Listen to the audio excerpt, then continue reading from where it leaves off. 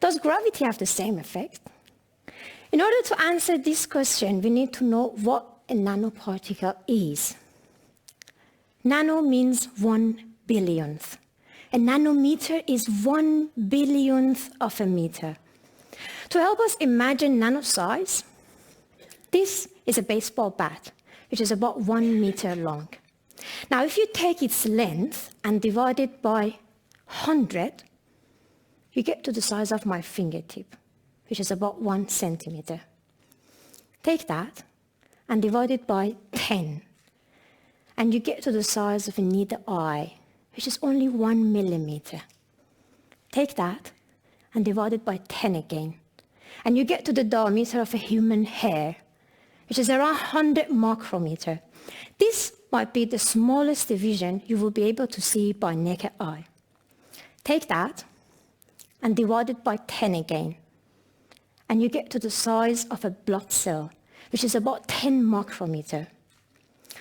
Take one blood cell and divide it by 10 again. You get to the diameter of a bacteria, which is only 1 micrometer.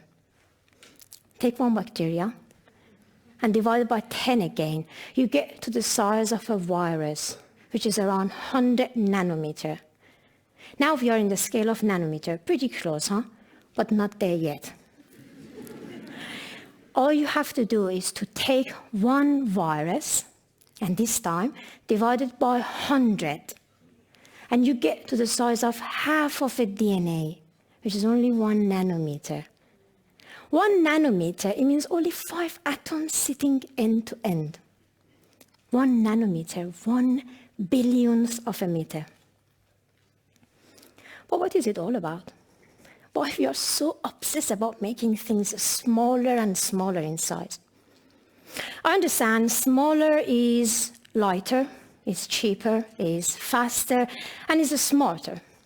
This is what we consider to be the first computer made in 1940s. Big, complicated, and not very smart. Today, every one of you have your own smartphone. A smaller device, which is millions of times more powerful than the first computer. But nanotechnology is not simply about making things smaller for the sake of it. It's because science has different rules in the nanoscale. In fact, if you make materials, if you take materials and start making them smaller and smaller in size, down to nanometers, the material's physical and chemical properties change dramatically. The best example is the gold ring on your finger, which is golden, yellow in color. But a gold nanoparticle is not necessarily golden. It can be red, purple, blue, or even green. This is called quantum effect. Materials reduced to nanosize can suddenly show very different properties than what they show on the macro scale. Now let's get back to that pen and the nanoparticle. In our everyday world, gravity is the most important force we encounter. It dominates everything around us. Gravity is necessary for rain droplets to fall, or for water to drain, even for our hair to hang down around our head. But on the nanoscale, gravity is nothing. It's negligible. It's much less important than other forces like electromagnetic forces between atoms and molecules, or the thermal vibration of atoms in a nanostructure. And if I drop this nanoparticle, the dynamics of such a small object would be much more sensitive to the factors like Brownian motion or turbulent diffusion than gravity. In short, the game of science has different rules when you play it in the nanoscale. But if we know these rules, if we learn how to play this game, we can design new materials. We can manipulate their properties. We can train them and make them behave the way we want them to do. In my laboratory, we are doing this by designing not only small, but intelligent nanosensors that can be trained to sniff out your breath.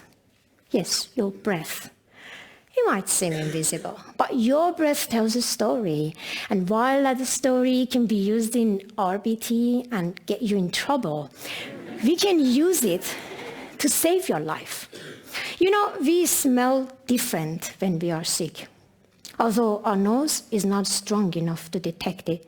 But in the same, the body chemistry changes when we are sick. And as a result of that chemistry change, some biomarkers are released into our breath and give us this unique opportunity of detecting disease just by sniffing out the breath. But there's one big challenge here. These biomarkers in human breath, they exist at a very low concentration, down to parts per billion. Here is an example. Acetone is a well-known biomarker for diabetes. Now, if 1 in a million particle in your breath is acetone, you're healthy. If 2 in a million particle of your breath are acetone, you have diabetes. So the biomarker's concentration difference between healthy people and patients is 1 part per million, 1 ppm. How small is that? Let me visualize it. The entire Harry Potter series, 7 books, has 1,084,170 words, which makes the word Dumbledore on page 17 of Harry Potter and the Philosopher's Stone a little bit less than 1 ppm.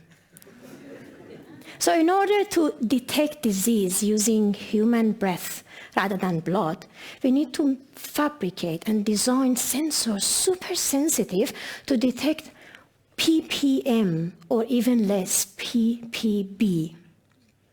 Before nanotechnology, it was impossible to precisely detect such a tiny concentration. But today, we make sensors like this one, which are hundreds of times more accurate than what we need. We can detect 2 parts in every billion particles in your breath. But how does nanotechnology help us to fabricate such a sensitive, sophisticated sensor? It's all related to the available surface area. Here, we have a cube with a length, width, and height of 20 centimeters. Now, what happens to the cube's surface area if I divide it into 8 cubes? You see, I'm not changing the material, neither its mass nor volume. I'm just creating more surfaces. So the available surface area is doubled. Now imagine if I divide each of these cubes into smaller and smaller cubes until having cubes with 20 nanometer length. If I do that, we're going to have 10 million times larger surface area. Same material, same mass, same volume, but 10 million times larger surface area. In fact, by shrinking the structural elements of my sensor down to nanoscale, I can significantly increase the available surface area to capture that tiny concentration of biomarker in your breath. Nanoscience is not just one science. It's a platform that includes biology, chemistry, physics, electronics, medicine, material science, and engineering. It's shown its potential to positively impact our quality of life. And breath analysis, as one of many research areas in this field, can empower us with a better diagnostic technology and can help us to save many, many lives in the near future. Thank you.